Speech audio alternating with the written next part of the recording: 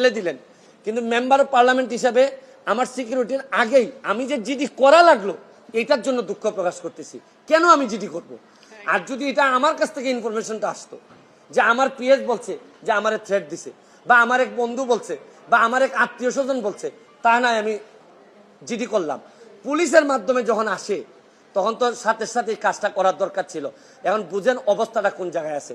তারপরে আমি বিশ্বাস করি যে যতদিন আসি মানুষের কল্যাণে কাজ করতে চাই, আপনাদের দোয়ায় কাজ করতে চাই, আর নিজের মানুষের আমার প্রতি যে বিশ্বাস আমি মনে করি এটাই আমার নিরাপত্তা।